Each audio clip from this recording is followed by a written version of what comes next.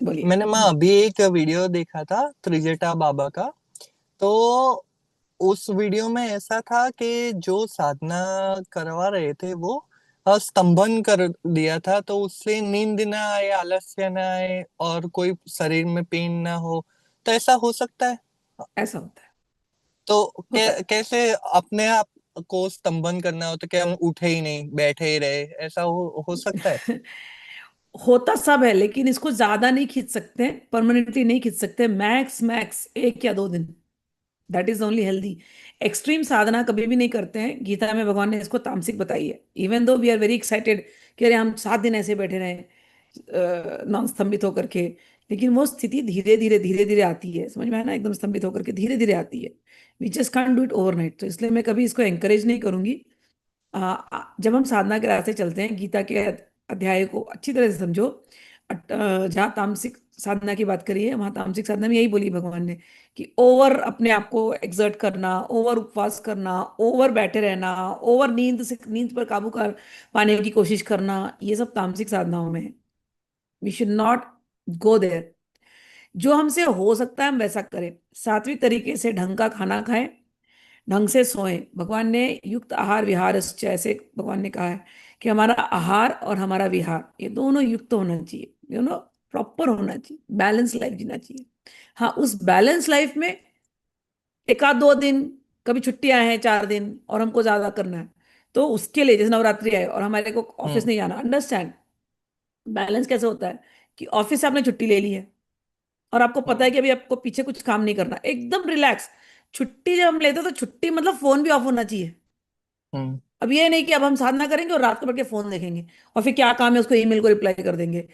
अगर आपने वैसा किया तो फिर आपका माइंड हटा।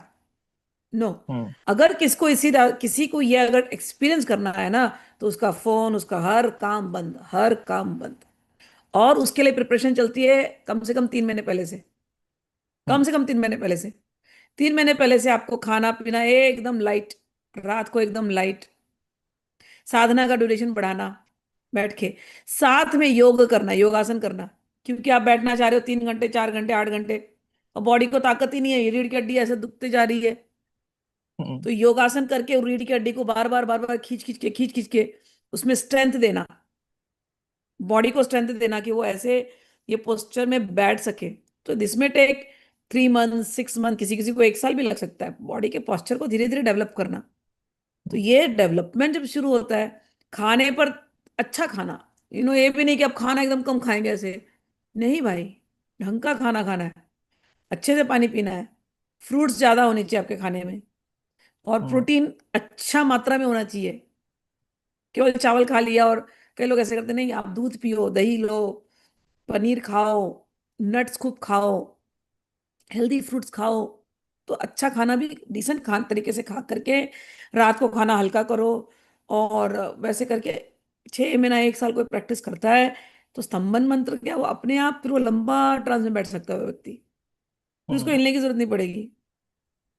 लेकिन वो करने के बाद फिर आप जब नॉर्मल होते हो, अपने नॉर्मल लाइफ में आते हो, और हम्म। नॉर्मल लाइफ में आते यदि आप चिड़चिड़ा हो रहे हो, फिर से किसी ने कुछ हम्म। बोल दिया आपको, गुस्सा आने लगा आपको, तो फायदा नहीं फिर उस साधना का।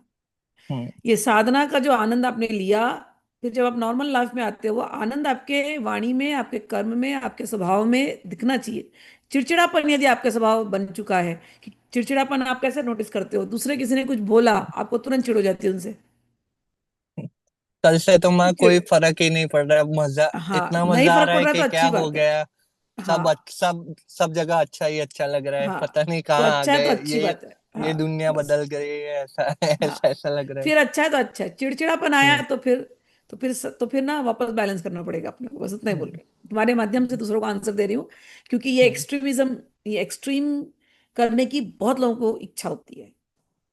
क्योंकि हम बुक्स पढ़ पढ़ के आगे बढ़े पढ़े होते हैं साधना में कि अरे उसने इतने घंटे बैठा था, उसने ऐसे किया था, तो हमें लगता है हम कब करेंगे ऐसा।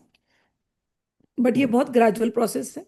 बनत बनत बन जाए, करते करते साधना करने वाला एक दिन इस स्थिति में अपने आप सहज पहुंचता है। और जब वो सहज पहुंचता है और सहज उतरता है, उसका स्वभाव बहुत प्रेमी स्वभाव होता है उसका, बड़ा शांत स्वभाव होता है, आनंदमय स्वभाव होता है। उसको दूसरे लोग उसको उकसा नहीं सकते। तो हम्म। ये उसका टेस्ट होता है।